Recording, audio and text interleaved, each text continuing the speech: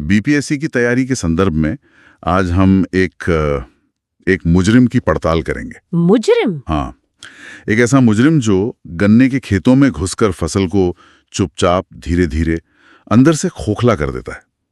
हमारे पास जो study notes हैं वो इसकी पूरी क्राइम फाइल है। नाम है गन्ने का लीफ हॉपर। जी, और इस क्राइम फाइल में इसकी पूरी कुंडली है।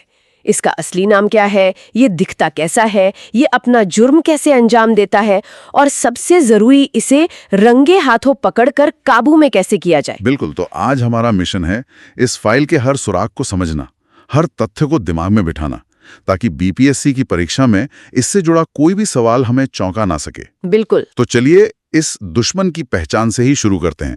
इसका जो आधिकारिक यानी वैज्ञानिक नाम है, क्योंकि परीक्षा में ऐसे नाम अक्सर सीधे पूछ लिए जाते हैं। हाँ, इसका वैज्ञानिक नाम है पायरिला पपस्यूला। पायरिला पपस्यूला। जी, पायरिला पपुसिला।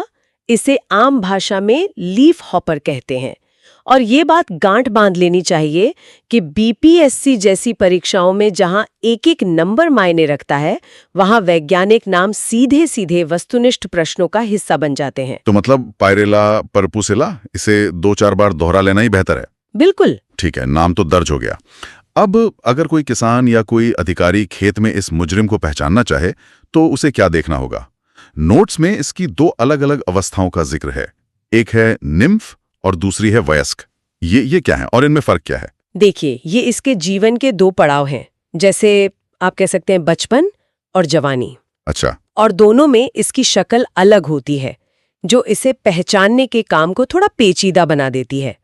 निम्फ इसकी अपरिपक्व अवस्था है, मतलब इसका बचपन। ठीक है। तो अगर आप इसे ध्यान से देखें तो इसकी पीठ यानी ऊपर का हिस्सा नरम और हल्के भूरे रंग का दिखेगा। ऊपर से हल्का भूरा और नीचे से? और जब आप इसे पलटेंगे तो पेट की तरफ का हिस्सा हल्का नारंगी सा नजर आएगा। यानी ऊपर से भूरा और नीचे से नारंगी। ये तो काफी विशिष्ट पहचान है। और जब ये बड़ा हो जाता है, मतलब वयस्क बन जाता है, तब ये अपनी पहचान बदल लेता है। वयस्क होने पर इसका पूरा शरीर भूसे के रंग का हो जाता है, हल्का पीला भूरा जैसा सूखा हुआ घास फूस होता है। अच्छा। लेकिन इसकी सबसे बड़ी पहचान, इसका सबसे बड़ा सुराग है इसका सिर। इसका सिर आगे की ओर एक थूथन यानी स्नाउट की तरह निकला होता है। एक स्नाउट? जी, ये थूथन इसे दूसरे कीड़ों से बिल्कुल अलग बना देता है। तो अगर गन्ने के पत्ते पर कोई भूसे के रंग का थूथन वाला कीट दिखे तो समझ जाइए कि पायरिला पपुसिला हाजिर है। ये तो बड़ी चालाकी है। मतलब ये कीट अपनी उम्र के हिसाब से रंग रूप बदलता रहता है। खैर, अब आते हैं सबसे अहम सवाल पर। ये फसल को नुकसान कैसे पहुंचाता है? इसका मॉडस ऑपरेंडी क्या है? नोट्स में प्राथमिक और द्वितीयक 2 तरह के लक्षणों की बात की गई है। हाँ, और इसका तरीका बहुत शातिर है। ये सीधे सीधे पौधे को नहीं खाता, बल्कि उसे धीरे धीरे कमजोर करता है। इसका प्राथमिक हमला होता है पत्तियों से रस चूसना। रस चूसना? जी, इससे क्लोरोसिस होता है, जिसमें पत्तियां पीली पड़ने लगती हैं। 1 मिनट, मतलब ये सिर्फ पौधे का भोजन नहीं चुरा रहा, ये तो पौधे की जान ही चूस रहा है। सही। उसका हरा रंग ही छीन रहा है, यही जिससे वो अपना भोजन बनाता है। आपने बिल्कुल सही पकड़ा। पौधे का हरा रंग यानी क्लोरोफिल ही उसकी रसोई है, जहां वो धूप से ऊर्जा बनाता है। हाँ। जब ये कीट रस चूसता है तो वो क्लोरोफिल को नष्ट कर देता है। नतीजा, पौधे का प्रकाश संश्लेषक क्षेत्र मतलब फोटोसिंथेटिक एरिया घट जाता है। तो पौधे की भोजन बनाने की फैक्ट्री पर ही ताला लगने लगता है। बिल्कुल, उसकी बढ़त रुक जाती है और आखिरकार गन्ने की मिठास और वजन दोनों कम हो जाते हैं। ये तो हुआ इसका पहला वार, पर नोट्स में द्वितीयक लक्षणों का भी जिक्र है। ये क्या है? क्या इसका कोई साथी भी है इस काम में? इसका साथी नहीं, बल्कि इसके छोड़े हुए सबूत पर एक और दुश्मन पनपता है। ये कीट जब रस चूसता है तो अपने पीछे एक चिपचिपा मीठा पदार्थ छोड़ता है, जिसे हनी ड्यू कहते हैं। हनी ड्यू। और इसी हनी ड्यू पर एक काली फफूंद मतलब ब्लैक सूटी मोल्ड उगने लगती है। अरे वाह! मतलब पहले कीट ने रस चूस कर पत्तों को पीला किया और फिर उसके स्राव पर फंगस उगने से पत्ते काले हो गए। ये तो पौधे के लिए दोहरी मुसीबत है। जी, दोहरी मुसीबत। और ये काली फफूंद पौधे के लिए बहुत घातक है। कैसे? इसे ऐसे समझिए कि किसी ने पौधे की पत्तियों पर काला पेंट कर दिया हो। पत्तियां पौधे की सोलर पैनल होती हैं। है ना? बिल्कुल। और अगर आप सोलर पैनल को पेंट कर देंगे तो वो बिजली कैसे बनाएगा? ठीक वैसे ही ये काली परत सूरज की रोशनी को पत्तियों तक पहुंचने से रोक देती है। तो जो थोड़ी बहुत प्रकाश संश्लेषण की प्रक्रिया चल रही थी, ये फफूंद उसे भी ठप कर देती है। बिल्कुल। तो ये एक दोहरी मार है, पहले क्लोरोसिस से पीलापन और फिर काली फफूंद से कालापन। क्या इससे भी कोई गंभीर संकेत है जिससे पता चले कि संक्रमण अब बर्दाश्त से बाहर हो चुका है? हाँ, जब स्थिति बहुत बिगड़ जाती है तो उन्नत क्षति के संकेतक दिखाई देते हैं। इसमें पौधे की सबसे ऊपरी नई पत्तियां भी पूरी तरह सूख जाती हैं, जैसे किसी ने उन्हें जला दिया हो। अच्छा। और एक और बहुत खतरनाक संकेत है, पौधे की पार्श्व कलियां मतलब लेटरल बर्ड्स अंकुरित होने लगती हैं। साइड की कलियों का उगना, ये तो अच्छी बात होनी चाहिए। पौधा नई शाखाएं निकाल रहा है। नहीं, ये अच्छी बात नहीं है। ये पौधे का एक तरह से मदद के लिए आखिरी चीख जैसा है। ओहो। जब पौधे का मुख्य सिरा बढ़ना बंद कर देता है, जब उसे लगता है कि वह ऊपर की तरफ नहीं बढ़ सकता, तो वह अपनी बची खुची ऊर्जा साइड की कलियां उगाने में लगा देता है। ये इस बात का संकेत है कि पौधे पर तनाव अपनी चरम सीमा पर है। समझ गया, ये तो पौधे को हर तरफ से घेर कर कमजोर करने वाली साजिश है। तो अब जब हमने इस मुजरिम की पूरी क्राइम फाइल समझ ली है, तो इसके समाधान पर आते हैं। नोट्स में प्रबंधन के लिए एक त्रिआयामी दृष्टिकोण यानी 3-pronged अप्रोच बताया गया है। जी, और यही आधुनिक कृषि का मूल मंत्र है, जिसे एकीकृत कीट प्रबंधन कहते हैं। Integrated pest management. हाँ, इसका मतलब है कि हम किसी एक रामबाण इलाज पर निर्भर नहीं रहते, बल्कि कई तरीकों को मिलाकर एक स्मार्ट रणनीति बनाते हैं। इसमें सांस्कृतिक, जैविक और रासायनिक नियंत्रण शामिल हैं। चलिए एक एक करके इन रणनीतियों को समझते हैं। सबसे पहले सांस्कृतिक नियंत्रण। ये सुनने में ऐसा लगता है जैसे खेती करने के तौर तरीकों में ही कुछ बदलाव करना। आप सही दिशा में सोच रहे हैं। सांस्कृतिक नियंत्रण का मतलब है कि हम खेत का माहौल ही ऐसा बना दें कि कीट को वहां पनपने का मौका ही ना मिले। अच्छा। इसमें 2 मुख्य बातें हैं। पहला, नाइट्रोजन युक्त उर्वरकों के अत्यधिक उपयोग से बचना। ये थोड़ा अजीब है। उर्वरक तो फसल की पैदावार बढ़ाने के लिए होते हैं, फिर उनसे बचने की सलाह क्यों? यहाँ अत्यधिक शब्द महत्वपूर्ण है। ज्यादातर किसानों को लगता है कि ज्यादा खाद मतलब ज्यादा पैदावार, लेकिन जरूरत से ज्यादा नाइट्रोजन पौधे को एक तरह से कमजोर और जरूरत से ज्यादा रसीला बना देता है। रसीला मतलब सक्लेंट? जी, और ये कीटों के लिए खुले निमंत्रण जैसा है, जैसे आपने उनके लिए एक शानदार दवा तैयार कर दी हो। अच्छा, तो ये संतुलन का खेल है। हम पौधे को ताकतवर बनाना चाहते हैं, मोटा ताजा, बीमार नहीं। और दूसरा सांस्कृतिक नियंत्रण क्या है? दूसरा है डी-ट्रैशिंग। इसका सीधा सा मतलब है गन्ने की सूखी और पुरानी निचली पत्तियों को खेत से हटाना। ठीक है। और नोट्स के अनुसार ये काम बहुत ही विशिष्ट समय पर किया जाना चाहिए। रोपण के 150वें और 210वें दिन। 150 और 210, ये दिन इतने महत्वपूर्ण क्यों हैं? क्योंकि ये समय सीधे सीधे लीफ हॉपर के जीवन चक्र से जुड़ा है। ये सूखी पत्तियां इस कीट के लिए किसी 5-स्टार होटल से कम नहीं होती।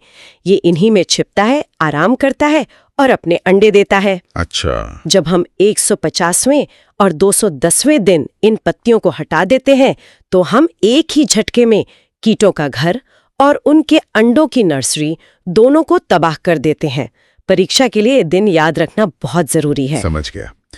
तो ये तो हुए खेती के तौर तरीकों में बदलाव, लेकिन अगर वो आ ही गया है तो क्या प्रकृति में ही उसका कोई दुश्मन मौजूद है? मतलब कोई प्राकृतिक सिपाही? बिल्कुल है, और यही जैविक नियंत्रण का आधार है। दुश्मन के दुश्मन को अपना दोस्त बना लो। यहाँ हमारा दोस्त है एक लेपिडोप्टेरान परजीवी जिसका नाम है एपिक्रेनिया मेलानोल्यूका। एपिक्रेनिया मेलानोल्यूका नाम थोड़ा मुश्किल है, पर परीक्षा के लिए याद करना होगा। पर एक मिनट, यहाँ एक और कीट को खेत में छोड़ने की बात हो रही है। क्या इसमें कोई खतरा नहीं है? ऐसा तो नहीं कि ये नया परजीवी खुद ही एक नई समस्या बन जाए? ये एक बहुत ही जायज सवाल है, लेकिन अच्छी बात यह है कि ये परजीवी बहुत विशिष्ट होते हैं। एपिक्रेनिया मेलानोल्यूका सिर्फ और सिर्फ पायरेला परपुसिला पर ही हमला करता है। सिर्फ उसी पर? जी, यह गन्ने की फसल या किसी दूसरे फायदेमंद कीट को कोई नुकसान नहीं पहुंचाता। ये एक तरह की बायोलॉजिकल मिसाइल है जो सिर्फ अपने टारगेट को ही ढूंढकर नष्ट करती है। ये तो बहुत अच्छी बात है। तो इस बायोलॉजिकल मिसाइल को खेत में इस्तेमाल कैसे करते हैं? क्या इसकी कोई तय मात्रा होती है? हाँ, मात्रा बहुत महत्वपूर्ण है। सही मात्रा में इस्तेमाल करने पर ही नतीजा मिलता है। इसके 2 तरीके हैं। पहला, और सबसे आम तरीका है इसके कोकून को खेत में छोड़ना। कोकून्स? हाँ, इन कोकून से परजीवी निकलते हैं और लीफ हॉपर को अपना शिकार बनाना शुरू कर देते हैं। इसकी मात्रा है प्रति हेक्टेयर 8,000 से 10,000 कोकून। 8 से 10,000 कोकून प्रति हेक्टेयर? ठीक है। और दूसरा तरीका है, जाहिर है अंडों से परजीवी निकलने की सफलता दर थोड़ी कम होती है, इसलिए इनकी संख्या बहुत ज्यादा रखनी पड़ती है। कितने? प्रति हेक्टेयर 8 से 10 लाख अंडे। ये दोनों आंकड़े बीपीएससी के वस्तुनिष्ठ प्रश्नों के लिए बेहद महत्वपूर्ण है। तो किसान के पास दो विकल्प हैं, कोकून या अंडे। अब एक आखिरी स्थिति की कल्पना करते हैं। मान लीजिए सांस्कृतिक और जैविक दोनों तरीके अपनाए गए, लेकिन कीटों का प्रकोप बहुत ज्यादा बढ़ गया। तब आखिरी विकल्प यानी रासायनिक नियंत्रण क्या है? रासायनिक नियंत्रण हमेशा आखिरी ब्रह्मास्त्र होना चाहिए। जब संक्रमण आर्थिक नुकसान के स्तर को पार कर जाए तभी इसकी सलाह दी जाती है। इसमें मैलाथियान 50 EC नामक रसायन का उपयोग किया जाता है। और इसकी खुराक क्या है? ये भी एक जरूरी तथ्य होगा। हाँ, इसकी खुराक है 2000 मिलीलीटर प्रति हेक्टेयर।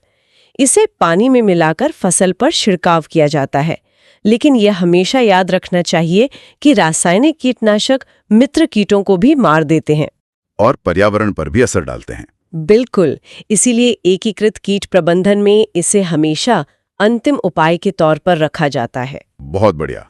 हमने पहचान, नुकसान और प्रबंधन के तीनों तरीकों को बहुत गहराई से समझ लिया है। अंत में नोट्स में एक रैपिड रिवीजन शीट भी है। चलिए मुख्य बिंदुओं को एक बार फिर से दोहराते हैं ताकि वे अच्छी तरह से हमारे श्रोताओं के दिमाग में बैठ जाएं। जरूर। तो सबसे पहले कीट का वैज्ञानिक नाम पायरेला परपुसिला।